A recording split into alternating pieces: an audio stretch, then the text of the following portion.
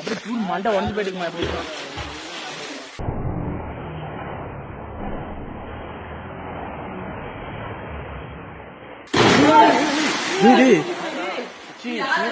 சூர்யா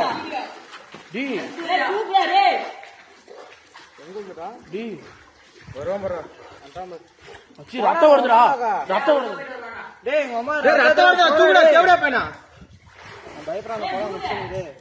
போடா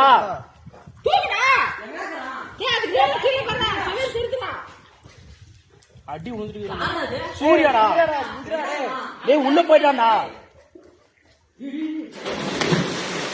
சில்ற புரியல டேய் நீ ஆனா